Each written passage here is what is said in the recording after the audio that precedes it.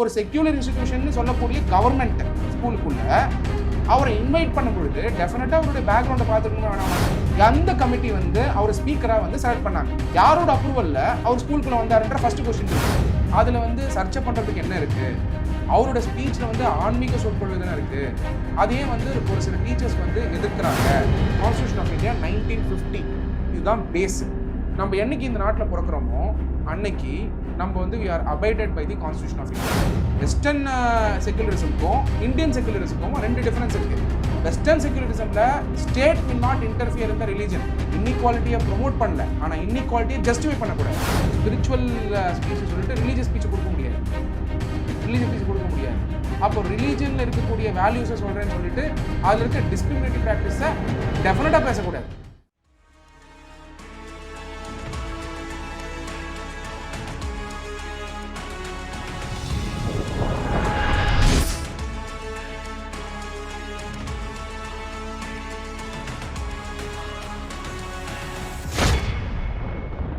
Legal tax நேயர்களுக்கு வணக்கம். இன்று நம்முடன் அட்வொகேட் டாக்டர் சத்யகுமார் இணைந்திருக்கார். வணக்கம் சார். வணக்கம் நவநீத்.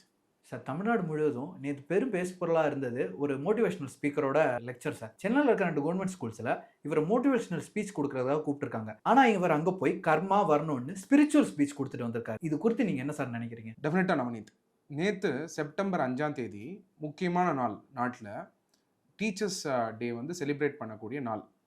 அந்த நாளாகப்பட்டது டீச்சர்ஸ் உடைய கான்ட்ரிபியூஷன், டீச்சர்ஸுடைய அவங்களுடைய அந்த டீச்சர்ஸை வந்து மதிக்கக்கூடிய ஒரு நாளாகவும் அவங்கள வந்து செலிப்ரேட் பண்ணுற ஒரு நாளாகவும் அமைஞ்சிருக்கக்கூடிய நாள்.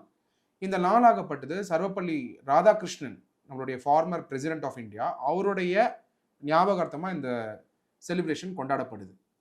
இதில் முக்கியமாக பார்க்க வேண்டியது என்னென்னா, நேற்று தமிழ்நாட்டில் ஒருத்தர், அதாவது வந்து பரம்பொருள் ஃபவுண்டேஷன் அப்படிங்கிற ஒரு ஃபவுண்டேஷன் இருந்து மகா விஷ்ணு அப்படிங்கிறவர் வந்து கவர்மெண்ட் பள்ளிக்கூடங்களில் அவருடைய உரைகளை ஆடுறதுக்காக இன்வைட் பண்ணியிருக்காங்க. ரொம்ப இம்பார்ட்டன்ட் பாயிண்ட் என்னன்னா, கவர்மெண்ட் பள்ளி அவரை இன்வைட் பண்ணியிருக்காங்க. ஃபர்ஸ்ட் பாயிண்ட், கவர்மெண்ட் பள்ளி அவரை இன்வைட் பண்ணது டீச்சர்ஸ் டே செலிப்ரேட் பண்ணுற அந்த தருணத்தில் இவரை வந்து கூப்பிட்டு ஒரு மோட்டிவேஷன் டாக் கொடுக்கறதுக்காக கூப்பிட்டுருக்காங்க. இப்போது பரம்பொருள் ஃபவுண்டேஷன் மகாவிஷ்ணு அவர்கள் யாருங்கிறது எனக்கே தெரியாது. நேற்று அந்த சர்ச்சையாகப்பட்டது சாயங்காலம் வைரலான ஒன்று தான். நான் போய் அவருடைய யார் அவர் அப்படிங்கிறத நான் பார்க்க போகிறேன். பார்க்கும்பொழுது அவருடைய யூடியூப் சேனல்ஸு, அவருடைய சோஷியல் மீடியா ப்ரொஃபைல்லாம் பார்க்கும்பொழுது அவர் வந்து ஒரு ஸ்பிரிச்சுவல் லீடராக கிளைம் பண்ணிட்டு இருக்காரு. ஸ்பிரிச்சுவல் லீடராக கிளைம் பண்ணிட்டு இருக்கும்போது தருணத்தில் மகாவிஷ்ணு அவர்கள் அவருடைய ஸ்பீச் வந்து பல ஸ்பீச் ஆல்ரெடி பப்ளிக் பிளாட்ஃபார்மில் இருந்துகிட்டு இருக்கு. அப்போது யாரோ ஒருவர் அவரோட ஸ்பீச்சை பார்த்து இன்ஸ்பயர் ஆகி தான் கவர்மெண்ட் ஸ்கூலில் கூப்பிட்டுருக்காங்க. அது ஃபர்ஸ்ட் பாயிண்ட் நம்ம புரிஞ்சுக்க வேண்டியது. இப்போ கொஸ்டின் என்னன்னா, அவருக்கு வந்து ஸ்பீச் கொடுக்கறதுக்காக கூப்பிடுறது எல்லா ஸ்கூலுக்குமே லிபர்ட்டி இருக்கு, கவர்மெண்ட் ஸ்கூல் பொறுத்த வரைக்கும்.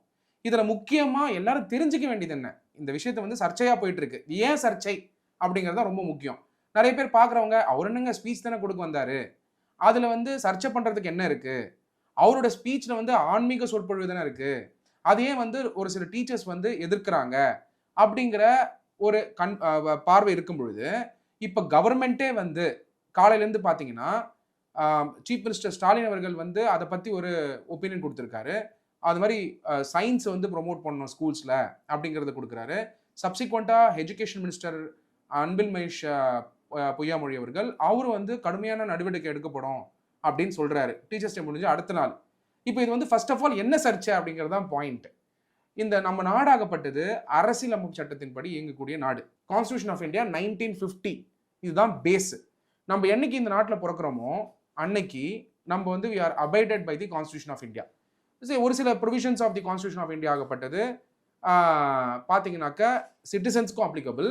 ஒரு சில provisions of the constitution of India ஆகப்பட்டது ரெசிடென்ட்ஸ் ஆஃப் இந்தியாவுக்கும் அப்ளிகபிள், எனி பர்சன் இந்தியாவுக்கும் அப்ளிகபிள். அப்படி இருக்கும் பொழுது இந்த கான்ஸ்டிடியூஷன் ஆஃப் இந்தியாவில் பார்த்தீங்கன்னா, constitution of India preamble to the constitution of இந்தியான்னு சொல்லுவோம். The objective of the constitution of India, இந்த objective of the constitution of India தான் preamble to the constitution of இந்தியான்னு கொடுத்துருக்காங்க. இதில் பார்த்தீங்கன்னா முக்கியமாக சொல்லப்பட்டிருக்குது என்னன்னா, we comma the people of India having we the people of India comma having solemnly resolved to constitute India into a sovereign, socialist, secular, democratic republic, and to secure to all its citizens justice, social, economic, political justice, liberty of thought, expression, belief, faith, and worship, equality of status and opportunity, and to promote among them all fraternity, assuring the dignity of the individual and the unity and integrity of the nation. In our Constituent Assembly, this 26th of November 1949, do hereby adopt, enact and give to ourselves this constitution னு சொல்லியிருக்காங்க. இதில் சொல்லியிருக்கக்கூடிய justice, liberty, equality, fraternity, இந்த preamble சொல்லியிருக்கிறது எல்லாமே constitution of இந்தியாவில் part 3ல fundamental rights இருக்கு. இந்த ஃபண்டமெண்டல் ரைட்ஸில் இருக்கக்கூடிய முக்கியமான 2 விஷயம், right to equality, equality, liberty. 2 முக்கியமான விஷயம் வந்து ஈக்குவாலிட்டி, லிபர்ட்டி. இந்த ஈக்குவாலிட்டி ஆகப்பட்டது article 14 to 19 of the constitution of இந்தியாலையும், லிபர்ட்டி ஆஸ்பெக்ட் ஆகப்பட்டது ஆர்டிகல் 20ல இருந்து கிட்டத்தட்ட பார்த்தீங்கன்னா 25 வரைக்கும் பிளஸ் 30 வரைக்குமே பார்த்தீங்கன்னா லிபர்ட்டி பற்றி பேசக்கூடிய ஆர்டிகல். அப்போ 2 விஷயத்துக்கு தான் கான்ஸ்டியூஷன் ஆஃப் இந்தியாவில் முக்கியத்துவம் கொடுக்கப்பட்டிருக்கு, முக்கியமான கொடுக்கப்பட்டிருக்கு. ஃபண்டமெண்டல் ரைட்ஸில் ஃபிக்ஸ் பண்ணியிருக்காங்க. அப்போ ஃபண்டமெண்டல் ரைட்ஸ் ஆகப்பட்டது basic structure of the constitution of இந்தியாவில் Kesavananda Bharati versus state of Kerala அப்படிங்கிற சுப்ரீம் கோர்ட் ஜட்மெண்ட்ல ஃபண்டமெண்டல் ரைட்ஸ் ஆகப்பட்டது basic structure of the constitution of India இருக்குன்னு சொல்லியிருக்காங்க. இது எதுக்காக இவ்வளோ எலாபரேட் எக்ஸ்பிளனேஷன் உங்களுக்கு கொடுக்குறேன்னா, preamble to the constitution of இந்தியாவில் சொல்லப்பட்டிருக்கிறது sovereign, socialist, secular, democratic republic. Sovereign, socialist, democratic republic. இதுல முக்கியமா புரிஞ்சுக்க வேண்டியது என்னன்னா, செக்யூலர் பொழுது கவர்மெண்ட் வந்து செக்யூலர் அப்படின்னு டிக்ளேர் பண்ண உடனே அவங்க என்ன சொல்ல வராங்கன்னா, ஸ்டேட் வந்து does not have a religion, ஸ்டேட்டுக்கு வந்து ரிலீஜன் கிடையாது, ஆனா ரிலீஜியஸ் அஃபேர்லையும் இன்டர்ஃபியர் பண்ணலாம். வெஸ்டர்ன் செக்யூலரிசம்க்கும் இந்தியன் செக்யூலரிசம்க்கும் 2 டிஃபரன்ஸ் இருக்கு. வெஸ்டர்ன் செக்யூலரிசம்ல state will not interfere in the religion. ஆனா இந்தியன் செக்யூலரிசம் டிக்ளேர் பண்ணியும் எங்கெல்லாம் டிஸ்கிரிமினேட்டரி ப்ராக்டிசஸ்லாம் ரிலீஜன்ல இருக்கோ அங்கெல்லாம் வந்து state can interfere and reform. அந்த மாதிரி பல ரிஃபார்ம்ஸ் வந்து இந்தியாவில் நடந்துகிட்டு தான் இருக்கு. நீங்க எடுத்தீங்கன்னா தமிழ்நாட்டிலேயே கூட ஓமந்தூர் ராமசாமி ரெட்டியார் அவர்கள் இருக்கும் பொழுது, அதாவது premier of the Madras presidency, subsequent to the first chief minister of Tamil Nadu இருக்கும்போது கூட தேவதாஸ் சிஸ்டம் அபாலிஷ் பண்ணது, அப்புறம் பார்த்தீங்கன்னா SC/ST அவங்களெல்லாம் வந்து டெம்பிள் அலோ பண்ணது, இந்த மாதிரியான வேரியஸ் ரிஃபார்ம்ஸை அவர் கொண்டு வந்திருக்காரு. இது ஏன் குறிப்பிடுறோம் அப்படின்னா, coming back to the issue. இப்போ என்ன இஷ்யூ, பரம்பொருள் ஃபவுண்டேஷன் அப்படிங்கிற ஒரு ஆர்கனைசேஷனுடைய ஒன் ஆஃப் த ஃபவுண்டர் அவர் மகாவிஷ்ணுன்னு நினைக்கிறேன், நேற்று தான் அவர் பேரை நான் பார்க்குறேன் சோஷியல் மீடியாவில். அவர் வந்து ஆன்மீக சொற்பொழிவு அப்படின்னு சொல்லி போயிட்டு மோட்டிவேஷன் டாக்னு கூப்பிடுறாங்க. அப்போ மோட்டிவேஷன் டாக்ல போயிட்டு ஆன்மீக சொற்பொழிவு கொடுக்குறாரு. ஆன்மீக சொற்பொழிவு கொடுக்கும் பொழுது அதுல முக்கியமா 2 விஷயங்கள் பேசுறாரு. ஒன்று வந்து கர்மா பற்றியும், இன்னொன்று வந்து வர்ணங்களை பற்றியும் பேசினதா சர்ச்சை எழுந்திருக்கு. இப்போ இந்த 2 வார்த்தையில் என்ன பிரச்சனைன்னு தான் பாயிண்ட். இப்போ ஸ்கூல் எஜுகேஷன் பொறுத்த வரைக்கும், எஜுகேஷன் சிஸ்டம் பொறுத்த வரைக்கும் செக்யூலராக இருக்கணுன்றது தான் பாயிண்ட். எந்த ரிலீஜியஸ் பயஸும் இருக்கக்கூடாது. ஸ்டூடெண்ட்ஸ் வந்து சயின்டிஃபிக் டெம்பரோடையும் ப்ளஸ் சோஷியல் கான்ஷியஸ்னஸோடையும் எல்லா மக்களுக்கும் பயன்படக்கூடிய விஷயங்களை சிந்திக்கணுங்கிறதுக்காக தான் பள்ளிக்கூடத்துக்கு கொண்டு வராங்கன்றது பாயிண்ட். பொதுவாகவே எந்த பள்ளிக்கூடத்துலையுமே இந்தியாவில் பொதுவாகவே எந்த ஸ்டேட்டுமே பார்த்தீங்கன்னா எஜுகேஷன் சிஸ்டம்குள்ள ரிலீஜியஸ் மேட்டர்ஸை கொண்டு வர மாட்டாங்க. தமிழ்நாட்டில் பார்த்தீங்கன்னா முக்கியமாக வந்து அந்த மாதிரி ப்ராக்டிசஸ் வந்து கொண்டு வரதுக்கான முயற்சிகள் வந்து யார் செஞ்சாலுமே அதை எதிர்க்கக்கூடிய ஸ்டேட்டாக இருக்கக்கூடிய எஜுகேஷன் சிஸ்டம். நீங்கள் டெல்லி கவர்மெண்ட்டே கூட போய் பாருங்களேன், அரவிந்த் கெஜ்ரிவால் அவர்கள் ஹாப்பினஸ் கரிக்குலம்னு ஒன்று கொண்டு வராரு. ஹாப்பினஸ் கரிக்குலமை வந்து அங்கே இருக்கக்கூடிய world renowned spiritual leader his holiness Dalai Lama வச்சு லான்ச் பண்ணுறாரு ஹாப்பினஸ் கரிக்குலம். அந்த ஹாப்பினஸ் கரிக்குலம் லான்ச் பண்ணும் பொழுது இஸ் ஹோலினஸ் தலைலாமா என்ன சொல்கிறாருன்னா, ஹாப்பினஸ் கரிக்குலம் ஆகப்பட்டது செக்யூலர் அப்ரோச் இருக்கக்கூடிய கரிக்குலம்னு சொல்லி தான் அந்த பள்ளிக்கூடத்தில் இன்ட்ரோடியூஸ் பண்ணுறாரு. அப்போ எந்த ஒரு விஷயத்தையும் ஸ்கூலில் இன்ட்ரோடியூஸ் பண்ண பொழுது செக்யூலர் நேச்சராக தான் இருக்கணுங்கிறது தான் பாயிண்ட். அப்போ இந்த வர்ணா அப்புறம் கர்மா அப்படிங்கிற 2 விஷயத்த எக்ஸ்பிளைன் பண்ணுறதுக்கு, பாவ புண்ணியம் அப்படிங்கிறத எக்ஸ்பிளைன் பண்ணுறதுக்காக அந்த ஸ்பிரிச்சுவல் லீடர் போயிட்டு ஆன்மீக மோட்டிவேஷன் டாக்னு போயிட்டு ஸ்பிரிச்சுவல் டாக் ஆக்கி அது சர்ச்சை ஆகுது. ஒரு டீச்சர் வந்து கேட்குறாரு, என்ன கேட்குறாரு, கர்மா வர்ணத்தை பற்றி பேசுறீங்களா, இதெல்லாம் ஏன் ஸ்கூல் சில்ட்ரன் கிட்ட பேசுறீங்கன்னும் பொழுது அவரோட கொஸ்டினும் வேலிடு. இவர் என்ன ரெஸ்பாண்ட் பண்றாரு,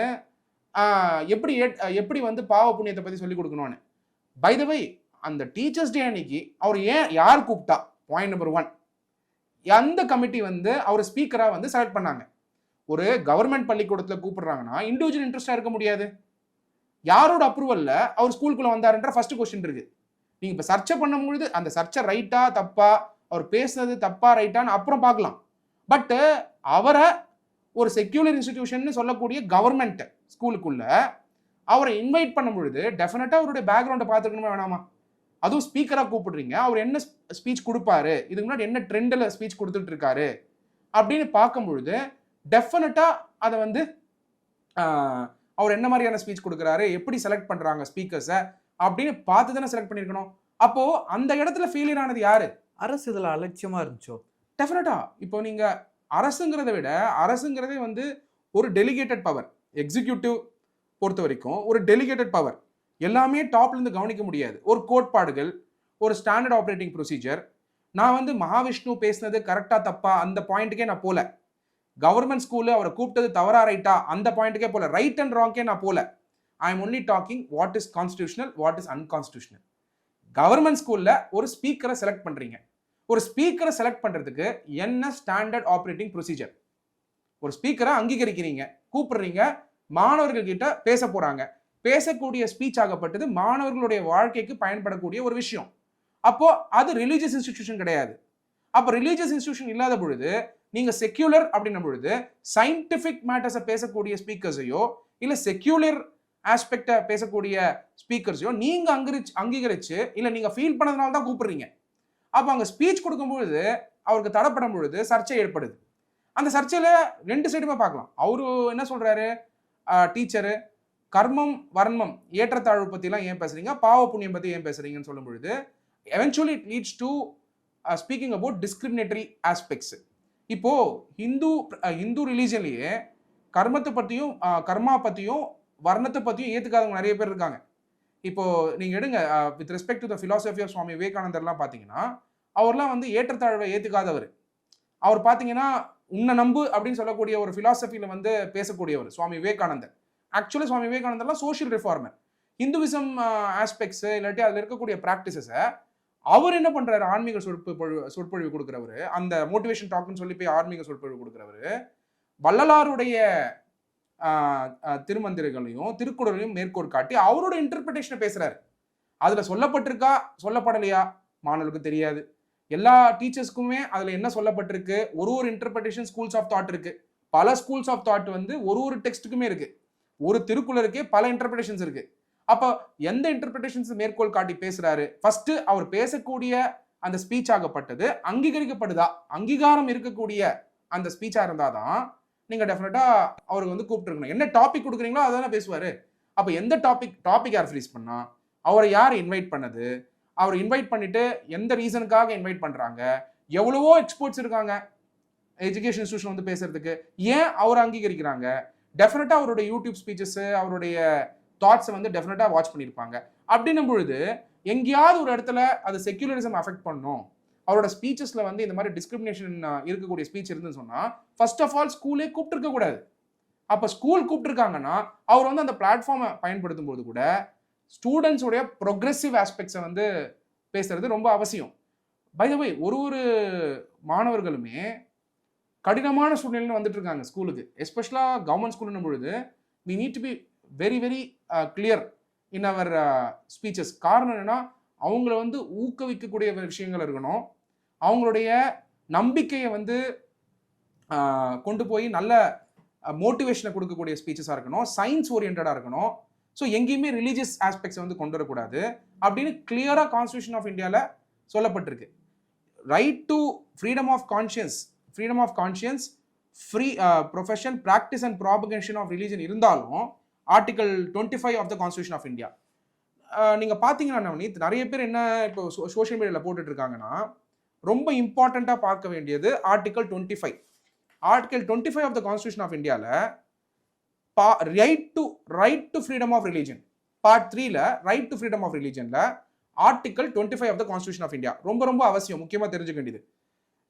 அதுல சொல்றாங்க freedom of conscious, free profession, practice and propagation of religion subject to public order, subject to public order, morality, health, and to the other provisions of this part. All persons are equally entitled to freedom of conscience, right freely to profess, practice, and propagate religion. Nothing in this article shall affect the operation of any existing law or prevent the state from any law regulating or restricting any economic, financial, political, other secular activity which may be associated with religious practice. B. Providing for social welfare and reform or the throwing open of Hindu religious institution of a public character to all classes and sections of the Hindus. So இதில் என்ன சொல்றாங்கன்னா, எப்போ religious மேட்டர்ஸில் முக்கியமாக பார்த்தீங்கன்னா essential religious practice இருக்குது, religious practice இருக்குது. எப்பயுமே வந்து கவர்மெண்ட் செக்யூலராக இருக்கணும். எங்கெல்லாம் டிஸ்கிரிமினேட்டிவ் ப்ராக்டிஸ் இருக்கோ அங்கெல்லாம் வந்து government can bring social reform. அதுதான் இந்தியன் செக்யூலரிசம். செக்யூலர் இருக்கக்கூடிய ஸ்கூல் எஜுகேஷன்ல இந்த மாதிரியான டாக் கொடுக்கறது வந்து ரைட்டா ராங்கான்னு கேட்டிங்கன்னா கான்ஸ்டியூஷனல் அன்கான்ஸ்டியூஷனல் செக் பண்ணணும். அவர் பேசினது எது அன்கான்ஸ்டியூஷனல், சயின்டிஃபிக் பேசிஸ் இருக்கா அப்படின்னு பார்க்கும்பொழுது அதை சார்ந்து தான் முடிவுகள் எடுக்கப்படும். பட் இப்போ என்ன சர்ச்சை, அவர் வந்து ஸ்பீச் கொடுத்தாரு, ஒரு வாத்தியாரை வந்து கேள்வி கேட்கும் பொழுது அவருக்கு எக்ஸ்பிளைன் பண்ணியிருக்கலாம். ஆனால் சர்ச்சையாக்கி அதை வந்து ஒரு பிரச்சனையாக வந்து கொண்டு போனதுனால தான் இவ்வளோ பெரிய சர்ச்சையாக முடிஞ்சிருக்கு. அதுக்கு பார்த்தீங்கன்னா higher education minister Anbil Mahesh அவர்கள் ஸ்ட்ரிக்ட் ஆக்ஷன் எடுப்பேன்னு சொல்லியிருக்காரு.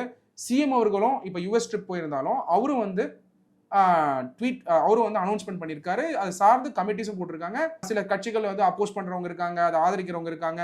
பட் அன்ஃபார்ச்சுனேட்டாக இது வந்து இப்போ பெரிய சர்ச்சையாக போய் இது ஒரு பொலிட்டிக்கல் இஷ்யூவாகவே இப்போது பெரிய விஷயமா இது மாறிட்டு இருக்கும் பொழுது தமிழ்நாடு கவர்மெண்ட் கமிட்டி ஃபார்ம் பண்ணி டெஃபினட்டாக நீங்கள் ரிலீஜனா சயின்ஸா அப்படின்னு ஸ்கூலில் கேட்டிங்கன்னா ப்ரையாரிட்டி கொடுக்க வேண்டியது சயின்ஸ்க்கு தான். Scientific progress with progressive technological டெவலப்மெண்ட்டை கொடுக்கறதுக்காக தான் எல்லா மாணவரும் படிக்கிறாங்க. இப்போது பெரிய பெரிய பணக்காரங்கள்லாம் ஏன் நான் வெளிநாட்டில் போய் படிக்கிறாங்க, வெளிநாட்டில் போய் படிக்கிறது வந்து போய் பார்த்தீங்கன்னா சயின்டிஃபிக் டெவலப்மெண்ட்ஸ்க்காக போய் படிக்க போகிறாங்க. அப்போது அந்த அளவுக்கு வந்து ஆஸ்பிரேஷன் வந்து நம்ம வந்து கவர்மெண்ட் பள்ளிக்கூடங்களை கொண்டு வரணும்னு சொன்னாக்க பல சீர்திருத்தம் கொண்டு வரணும். இப்போ வந்து கவர்மெண்ட் பள்ளிக்கூடத்துக்கு இந்த சர்ச்சை ஒரு பக்கம் இருக்கட்டும், கவர்மெண்ட் பள்ளிக்கூடமே ரிஃபார்ம் பண்ணணும் நிறைய விஷயங்கள். என்ன ரிஃபார்ம் பண்ணணும்? இன்னைக்கு கவர்மெண்ட் பள்ளிக்கூடத்தில் இன்னைக்கு நிறைய பேர் வந்து கவர்மெண்ட் எக்ஸாம் எழுதி பெரிய பெரிய ஆஃபீஸர் ஆகணும்னு நினைக்கிறாங்க. ஆனால் அதே ஆஃபீஸரோட பசங்க நிறைய பேர் வந்து கவர்மெண்ட் ஸ்கூலில் படிக்கணும்னு நினைக்கிறது இல்லை, படிக்க வைக்கிறது இல்லை. அப்போது கவர்மெண்ட் வந்து இந்த மாதிரி குழுக்கள் ஃபார்ம் பண்ணி செக்யூலர் ஆஸ்பெக்ட்ஸை கொண்டு வரணும்னு சொல்கிறது டெஃபினட்டாக ப்ரோக்ரெசிவ். சயின்ஸ்க்கு ப்ரையாரிட்டி கொடுக்கணும்னு சிஎம் சொல்கிறது டெஃபினட்டாக ப்ரோக்ரெசிவ். பட் அதே சமயத்தில் குழந்தைங்களுக்கு வந்து குவாலிட்டி ஆஃப் எஜுகேஷன் கொடுக்கறதும் டெஃபினட்டாக இம்பார்ட்டண்ட். தமிழ்நாடு மாணவர்கள் பொறுத்த வரைக்கும் நம்ம மாணவர்கள் வந்து one of the best students in the country compared to any other state. இப்போ தமிழ்நாடே நம்ம எப்படி பார்க்க ஆரம்பிக்கிறோம், Tamil Nadu to develop like Singapore or பெரிய நாடுகள் மாதிரி ஆகணுன்றதான் நம்மளோட விஷயம் இருக்குது. But there are schools in north எல்லாம் பார்த்தீங்கன்னா தமிழ்நாடு லெவலில் இல்லை. இங்கே எஜுகேஷன் பொறுத்த வரைக்கும் அட்லீஸ்ட் ஆக்சசபிளாக இருக்குது. ஒரு டிஸ்ட்ரிக்ட்லையும் பள்ளிக்கூடங்கள் ஃபுல்லாக இருக்குது, வில்லேஜுக்கும் பள்ளிக்கூட ஆக்சசிபிலிட்டி இருக்குது, பிரைமரி ஸ்கூல் எஜுகேஷன் ரீச்சபிளாக இருக்குது. பட்டு நம்ம குவாலிட்டி ஆஃப் எஜுகேஷன் வேர்ல்ட் கிளாஸாக கொண்டு போகணும் அப்படின்னா வேர்ல்ட் கிளாஸ் ப்ராக்டிசஸை நம்ம தமிழ்நாடு ஸ்கூல்ஸில் கொண்டு வரணும். அதுக்கான முயற்சி எடுக்கிறாங்க கவர்மெண்ட், நான் எடுக்கலன்னு சொல்லவே வரல. பட் அந்த முயற்சியாகப்பட்டது ஃபாஸ்ட்டாக பண்ணணும், விரைவாக பண்ணணும், ஸ்டாண்டர்ட் ஆப்ரேட்டிங் ப்ரொசீஜர் கொண்டு வரணும். இன்னைக்கு டிஜிட்டல் சிஸ்டம் இருக்கிறதுனால வேர்ல்ட் கிளாஸ் எஜுகேஷனை அவங்களுக்கு வந்து கொண்டு வந்து கொடுத்தா இந்த மாதிரியான விஷயங்களுக்கு இடமே இருந்திருக்காது. நெக்ஸ்ட் எந்த விதமான டிஸ்கிரிமினேட்டிவ் ப்ராக்டிசஸ் பற்றியும் ப்ரீச் பண்ணுறக்கூடிய இடமா ஸ்கூலில் அமைஞ்சிடக்கூடாது. எந்த ஒரு டிஸ்கிரிமினேட்டிவ் ப்ராக்டிசஸையும் ப்ரீச் பண்ணுற இடமா அது எந்த மதமாக இருந்தாலும் சரி, அது எந்த ஒரு ஃபெய்த்தாக இருந்தாலும் சரி, எந்த ஒரு பிலீஃபாக இருந்தாலும் சரி, ஒரு டிஸ்கிரிமினேட்டிவ் ப்ராக்டிசஸோ ஒரு பாஸ்ட்டை வந்து அக்செப்ட் பண்ணிக்கக்கூடிய ஒரு சிஸ்டம் ஆஃப் எஜுகேஷனையும் வந்து கொண்டு வந்து எவால்வ் பண்ணுறது வந்து இந்த மாதிரியான ஸ்பீச்சஸ் வழியாக கொண்டு வந்து சேர்க்குறதோ டெஃபினட்டாக டிஸ்கரேஜ் பண்ணப்படணும், கொண்டு வரக்கூடாது. அதுவும் அது ஆன்மீகம் சார்ந்த ஸ்பீச்சாக இருக்கலாம், இல்லாட்டி வந்து சயின்ஸ் ஸ்பீச்சாக இருக்கலாம், எதுவாக இருந்தாலும் டிஸ்கிரிமினேட்டரி ப்ராக்டிசஸும் இண்டிவிஜுவல் ரைட்ஸ் அஃபெக்ட் ஆகிற மாதிரியோ இன்இக்வாலிட்டியை வந்து ஜஸ்டிஃபை பண்ணுற மாதிரியோ அது ரொம்ப இம்பார்ட்டன்ட். இன்இக்வாலிட்டியை ப்ரொமோட் பண்ணல, ஆனால் இன்இக்வாலிட்டியை ஜஸ்டிஃபை பண்ணக்கூடாது. அந்த ப்ராக்டிசஸ் எல்லாம் இருந்ததுன்னு அக்செப்ட் பண்ணி தான் நம்ம வந்து இப்போ கான்ஸ்டியூஷன் ஆஃப் இந்தியாவில் நம்ம ரிசர்வேஷன் கொண்டு வந்திருக்கோம், ரைட் டு ஈக்குவாலிட்டி கொண்டு வந்திருக்கோம். Article 14 of the constitution of India இருக்கு, article 16 of the constitution of India இருக்கு, 14 to 19 வரைக்கும் ஈக்குவாலிட்டிக்காக வந்திருக்கக்கூடிய ஃபண்டமெண்டல் ரைட். அப்போ எந்த அளவுக்கு அது இல்லாமல் இருந்திருக்கும் நம்ம சொசைட்டியில், அதை பற்றி வந்து அதை வந்து ஜஸ்டிஃபை பண்ணுற மாதிரி லெக்சர்ஸையோ இல்லை அதை ப்ரொமோட் பண்ணக்கூடிய லெக்சர்ஸையோ எந்த ஒரு டாபிக் வழியாகவும் கொண்டு வரக்கூடாது ஸ்கூல்ஸில். சார் இந்த விஷயம் இப்படி பெருசாக பேசுறதுக்கான காரணமே அந்த வீடியோ, அதை பற்றின நியூஸும் வெளியே வந்ததுனால தான். இந்த மாதிரி இந்த நியூஸோ இதை பற்றின எந்த சர்ச்சையுமே வராமல் இருந்திருந்தா இதை மாதிரி இன்னும் எத்தனையோ அரசு பள்ளிகளில் இதை மாதிரி இன்னும் எத்தனையோ ஸ்பிரிச்சுவல் லீடர்ஸ்ன்ற போர்வையில் என்ன வேணால் பேசிட்டு போயிடுவாங்களே. இதை கண்ட்ரோல் பண்ணுறதுக்கு நம்ம என்ன தான் சார் பண்ணணும்? டெஃபினட்டாக நீங்கள் சொல்கிறது கரெக்டு. இப்போது ஸ்பிரிச்சுவல் லீடர் அப்படிங்கிற போர்வையில் நிறைய அன்சைன்டிஃபிக் ஃபேக்ட்ஸையும் இல்லாத விஷயத்தையும் ப்ரொமோட் பண்ணுறவங்க இருக்காங்க. பட் ஸ்பிரிச்சுவல் லீடர்ஸ் எல்லாருமே, ரியலைஸ் பண்ண ஸ்பிரிச்சுவல் லீடர்ஸ் எல்லாருமே இந்த மாதிரி ஆஸ்பெக்ட்ஸை வந்து கவனமாக நம்ம ட்ரெடிஷனில் இருக்கக்கூடிய, நம்ம தமிழ் லிட்ரேச்சர்ஸில் இருக்கக்கூடிய விஷயங்களை கொண்டு போய் மக்கள்கிட்ட சேர்க்குறவங்க, கான்ஷியஸாக சேர்க்குறவங்களும் இருக்காங்க. இப்போ நீங்கள் சொன்ன கேள்வி கரெக்ட். இப்போ இந்த கன்ஃபியூஷன் வர வேணாம் அப்படிங்கிறதுக்காக தான் செக்யூலர் வேல்யூவை கான்ஸ்டியூஷன் ஆஃப் இந்தியாவில் கொண்டு வந்தாங்க. நம்ம founding fathers of the constitution of India Navneet, அவங்க வந்து கிட்டத்தட்ட ஒரு 3 வருடங்கள் இதுக்காக ஒர்க் பண்ணுறாங்க. Bharat Ratna Baba Saheb doctor B.R. அம்பேத்கர் அவரும் அவருடைய குழு, அந்த குழுவில் பார்த்தீங்கன்னா இந்தியாவில் ஃபுல்லாக இருக்கக்கூடிய கான்ஸ்டியூஷன் அசம்பிளி மெம்பர்ஸ் வராங்க. அவங்க வந்து ப்ரியாம்பிளில் செக்யூலரிசமை வந்து ஃபிக்ஸ் பண்ணுறதும், அதோட சாராம்சத்தை ஃபிக்ஸ் பண்ணுறதும், சாராம்சத்தை சப்சிக்வெண்ட்டாக சோஷியலிஸ்ட் செக்யூலர் டெமோக்ராட்டிக் ரிப்பப்ளிக் அப்படிங்கிறத இப்போ நம்ம சேர்த்து படிக்கிறோம் 1970களுக்கு அப்புறம், 76க்கு அப்புறம் வச்சுக்கோங்க. நம்ம ஃபவுண்டிங் ஃபாதர்ஸ் வந்து இந்த செக்யூலர் வேல்யூஸை வந்து நம்ம கான்ஸ்டியூஷன் இந்தியாவில் இம்பைப் பண்ணியிருக்காங்க. அப்போது டெஃபினட்டாக அவங்களும் வந்து திங்க் பண்ணியிருப்பாங்கல்ல. என்ன திங்க் பண்ணியிருப்பாங்க? ஒரு எஜுகேஷன் இன்ஸ்டியூஷன்லேயோ கவர்மெண்ட் இன்ஸ்டியூஷன்லேயோ ரிலீஜியஸ் ஆஸ்பெக்ட்ஸை இருக்கணுமா இருக்கக்கூடாதான்னு. They are very clear. Anti ரிலீஜனும் வேணாம், ரிலீஜனும் வேணாம். நல்லா புரிஞ்சுக்கோங்க. ரிலீஜன் இல்லைன்னு சொல்லக்கூடிய ப்ரீச்சிங்கும் வேணாம், ரிலீஜன் இருக்கு அது ரிலீஜியஸில் இருக்கக்கூடிய வேல்யூஸை சொல்லக்கூடிய டீச்சிங்கும் வேணாம் அப்படிங்கிறது கிளியராக இருந்தாங்க. இந்தியன் எஜுகேஷன் சிஸ்டம் ஆகப்பட்டது செக்யூலர் வேல்யூஸோட ப்ரொமோட் ஆகும் பொழுது மற்ற ஆஸ்பெக்ட்ஸ், மற்ற டைமென்ஷன்ஸ், சயின்ஸ், டெக்னாலஜி இருக்கணும்னு. இப்போ உங்களோட பிலீஃப் வேறையாக இருக்கலாம், என்னோட பிலீஃப் வேறையாக இருக்கலாம், ஒரு சில பேர் நாத்திகவாதியாக இருக்கலாம், இன்னொருத்தர் வந்து பார்த்தீங்கன்னா சாமியை வழிபடுறவங்களா இருக்கலாம். எல்லாத்துக்குமே ரெஸ்பெக்ட் பண்ணக்கூடிய நாடாக இருக்கணும் இந்தியான்றதுனால தான் அந்த செக்யூலர்ன்றது கொண்டு வந்தாங்க. எந்த மதத்தையும் திணிக்கக்கூடாது, எந்த மதத்தையும். அதே மாதிரி ப்ராபகேட் பண்ணுறதுக்கான ரைட்ஸ் இருந்தாலும் கன்வெர்ட் பண்ணுறதுக்கான ரெஸ்ட்ரிக்ஷன் இருக்கணுங்கிறது தான் பேசிக் இது. So freedom to practice any religion இருக்கும் பொழுது அந்த ஃப்ரீடம் ஆகப்பட்டது ஒரு இண்டிவிஜுவலும் சூஸ் பண்ணிக்கணுங்கிற மாதிரி தான் அந்த சாராம்சம் ஆஃப் த கான்ஸ்டியூஷன் இருக்கு. அப்போ அவ்வளோ கான்ஷியஸாக இருக்கக்கூடிய கான்ஸ்டியூஷன் ஆஃப் இந்தியா கீழே இருக்கக்கூடிய கவர்மெண்ட் பள்ளியில் நீங்கள் சொன்ன மாதிரி ஒரு ஸ்பிரிச்சுவல் ஸ்பீச் அப்படின்னு சொல்கிற அந்த கான்செப்ட்குள்ளே வந்து என்ன வேணாலும் பேசலாம் அப்படிங்கிறது வந்து டெஃபினட்டாக ஃப்ரீடம் கிடையாது. ஸ்பிரிச்சுவல் ஸ்பீச்சுன்னு சொல்லிட்டு ரிலீஜியஸ் ஸ்பீச்சை கொடுக்க முடியாது. அப்போ ரிலீஜனில் இருக்கக்கூடிய வேல்யூஸை சொல்கிறேன்னு சொல்லிட்டு அதில் இருக்க டிஸ்கிரிமினேட்டிவ் ப்ராக்டிஸை டெஃபினட்டாக பேசக்கூடாது. ஏன்னா டிஸ்கிரிமினேட்டிவ் ப்ராக்டிஸை நம்ம ரிஃபார்ம் பண்ணிகிட்டே வரும். எல்லா மதத்துலையுமே டிஸ்கிரிமினேட்டிவ் ப்ராக்டிஸ் இருந்தால் ரிஃபார்ம் பண்ணி தான் ஆகணும். டைம் அண்ட் அகெயின் ஜுடிஷியரியில் பார்த்தீங்கன்னா இந்தியாவில் எவால்வ் ஆனது கவர்மெண்ட் எடுத்த ஆக்ஷன்ஸு, ஸ்டேட் எடுத்த ஆக்ஷன்ஸ்லாம் நிறைய ரிஃபார்ம்ஸ் கொண்டு வந்தாங்க இன்டர்ஃபியர் பண்ணி. ப்ளஸ் நிறைய மேட்டர்ஸ் வந்து ஜுடிஷியரி போகும்போது ஜுடிஷியரியும் நிறைய அப்சர்வேஷன் சுப்ரீம் கோர்ட் ஜட்மெண்ட்ஸாகவும் கொடுத்துருக்காங்க. நம்ம புரிஞ்சுக்க வேண்டியது என்னன்னா, எந்த ஒரு டைட்டில் கீழே வந்து ரிலீஜியஸ் டாக்கோ நான் ரிலீஜியஸ் டாக்கோ ரெண்டுமே குடிக்கூடாது. எந்த ஒரு டைட்டில் கீழே வந்து நாத்திகவாதியும் வந்து கடவுள் இல்லைன்னு சொல்லக்கூடாது. ஸ்கூலில் ரிலீஜியஸ் ப்ராக்டிஸும் எடுத்துகிட்டு வந்து அங்கே ப்ரொமோட் பண்ணக்கூடாது. The school has to function with a vision for education. இப்போ வந்து இந்த சர்ச்சையாகப்பட்டது ஒரு கட்சி கையில் எடுத்துக்கிட்டு அது கரெக்டுன்றதும் இன்னொரு கட்சி கையில் எடுத்துக்கிட்டு அது இல்லைங்கிறதும் இது எப்படி இருக்குன்னா belief versus non belief people மாதிரி ஓடிட்டு இருக்கு. That is not the objective of Indian constitution. Indian கான்ஸ்டிடியூஷனுடைய அப்ஜெக்டிவ் செக்யூலர் வேல்யூ சிஸ்டமை கொண்டு வருது, எல்லா ஸ்டேட் ஆம்லையும் கொண்டு வருது. அதனால இந்த ஸ்பிரிச்சுவல் லீடர் அப்படிங்கிற போர்வையில் இந்த மாதிரி டிஸ்கிரிமினேட்டரி ஸ்பீச்சஸோ இல்லை அப்படி பேசியிருந்தால் டெஃபினட்டாக வந்து இந்த மாதிரி ஸ்பீக்கர்ஸ் வந்து அவாய்ட் பண்ணணும். இந்த விஷயத்தில் இருந்து இன்னொரு கேள்வியும் எனக்கு வருது சார். ஏன்னா அந்த ஸ்கூலில் படித்து நல்லா சாதிச்ச அலுமினிஸ் இருப்பாங்க, இல்லை இன்னும் எத்தனையோ சாதிச்ச பெண்கள் இருக்காங்க, இளைஞர்கள் இருக்காங்க. இவங்களெல்லாம் கூப்பிடலாமே. இதை விட்டுட்டு மோட்டிவேஷனல் ஸ்பீக்கர்ன்றத எதுக்கு ஒரு ஒய்டா சர்ச் பண்ணோம்? அந்த ஸ்கூலுக்குள்ளேயே சர்ச் பண்ணலாம், இல்லை அவங்க சரௌண்டிங்லேயே சர்ச் பண்ணலாமே சார். டெஃபினட்டாக நம்னீத், நீங்கள் அப்துல் கலாம் அவர்கள் பார்த்தீங்கன்னா தொடர்ச்சியாக வந்து மாணவர்களை வந்து சந்தித்து பேசியிருக்காரு இந்தியா ஃபுல்லாக. அவருடைய ஸ்பீச்சில் எங்கேயாவது டிஸ்கிரிமினேட்டிவ் ப்ராக்டிசஸையோ இல்லாட்டி வந்து ஒரு இன்இக்வாலிட்டி கொண்டு இருக்கக்கூடிய ஒரு விஷயத்தை அங்கீகரிக்கிற விஷயத்தையோ அதுக்கு ஜஸ்டிஃபிகேஷனையோ கொடுக்கக்கூடிய ஒரு ஸ்பீச் அவர் கொடுத்துருக்க மாட்டார். நீங்கள் பார்த்தீங்கன்னா அவர் வந்து இந்தியா ஃபுல்லாக கொடுத்த ஸ்பீச் எடுத்து பாருங்கள். சயின்ஸ் பற்றி, டெக்னாலஜி பற்றி, மோட்டிவேஷன் பற்றி, உன்னால் முடியுன்றதை பற்றி, நீங்கள் எந்த ஒரு ஃபேமிலி பேக்ரவுண்ட்லேருந்து வந்தாலும் உங்களால் மேலே வர முடியும்னு சொன்னவர் அப்துல் கலாம் அவர்கள். அதே மாதிரி நீங்கள் பாருங்கள் விவேகானந்தரோட ஸ்பீச், சுவாமி விவேகானந்தரோட ஸ்பீச்சு. அவரும் பார்த்தீங்கன்னா எல்லா இடத்துலையும் ஒரு வெஸ்ட்டில் பேசியிருக்காரு, ஈஸ்ட்டில் பேசியிருக்காரு. அந்த காலத்தில் நான் சொல்கிறேன், அவரோட ஸ்பீச்சும் அவருடைய ஐடியாஸும் ஏன் வந்து அங்கீகரிக்கப்படுது? அவர் எந்த மதத்தை சார்ந்தும் பேசல, மனிதனுடைய வளர்ச்சிக்காக பேசினார். அந்த வளர்ச்சியாகப்பட்டது எந்த ஒரு டிஸ்கிரிமினேட்டிவ் ப்ராக்டிஸையும் அவர் அங்கீகரிக்கல. அவருடைய எல்லாமே வந்து ரிஃபார்ம் ஓரியன்டாக இருந்தது.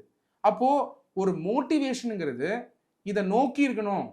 எல்லாருமே பெரிய பெரிய ஆட்கள் வந்து மாணவர்கிட்ட பேசும் பொழுது சயின்ஸையும் டெக்னாலஜியும் அவங்களுடைய ரேஷ்னல் தாட்டையும் அங்கீகரித்து அதை மோட்டிவேட் பண்ணி உணர்ந்து மேலே வரணுன்றது தான் பற்றி பேசியிருக்காங்க. அதனால் ஸ்பிரிச்சுவல் லீடர் அப்படிங்கிற போர்வையில் அதாவது ஸ்பிரிச்சுவல் லீடர் அப்படிங்கிற போர்வையில் ரிலீஜியஸ் தாட்ஸை கொண்டு வந்து முடிச்சு போட்டு அதுலேயும் டிஸ்கிரிமினேட்டரி ஆஸ்பெக்ட்ஸ் எடுத்துகிட்டு வந்து பண்ணுறது பார்த்தீங்கன்னா அது வந்து அங்கீகரிக்கப்படக்கூடாது பள்ளிக்கூடங்களில். அப்போது அலுமினைஸ் இருக்காங்க, சக்ஸஸ்ஃபுல் அலுமினைஸ் இருக்காங்க ஒரு கவர்மெண்ட் ஸ்கூல்லையும். எல்லா பேட்ச்லையும் பாஸ் பண்ண 12th ஸ்டாண்டர்ட் ஸ்டூடெண்ட்ஸ் எல்லாருமே சக்ஸஸ்ஃபுல் தான், இரஸ்பெக்டிவ் ஆஃப் மார்க் வாங்கினாலும். ஒரு துறையில் ஃபேமஸாக இருக்காங்க, அவங்கள கூப்பிட்டுருக்கலாம், அவங்கள ஒரு மோட்டிவேஷனாக காட்டியிருக்கலாம். ரெண்டாவது, அதுக்குன்னு ஒரு ஸ்டாண்டர்ட் ஆப்ரேட்டிங் ப்ரொசீஜர் கொண்டு வந்திருக்கலாம். பள்ளி கல்வித்துறையை ஒரு ஸ்பீக்கரை செலக்ட் பண்ணணும்னா இதெல்லாம் பார்க்கணும் நீங்கள் அப்படின்னு ஒரு ஸ்டாண்டர்ட் ஆப்ரேட்டிங் ப்ரொசீஜர் கொடுத்துருக்கலாம். இன்றைக்கி அது மிஸ் ஆனதுனால தான் இவ்வளோ சர்ச்சை அடிச்சிருக்கு. இப்போ பொலிட்டிஷியனுக்கு இது நல்ல பயன்படுத்திக்கிறாங்க. But at the end of the day இந்த சர்ச்சையாகப்பட்டது மாணவர்கிட்ட போய் சேரும் பொழுது எது தப்பு எது ரைட்டுங்கிற சர்ச்சையும் இப்போது போயிட்டுருக்கு. ஸோ அதனால் வந்து நீங்கள் சொல்கிற மாதிரி அந்த பள்ளிக்கூடத்திலே படித்து அந்த பள்ளிக்கூடத்திலே வெற்றி அடைஞ்சிருக்கக்கூடிய மாணவர்கள் பல பேர் இருக்காங்க.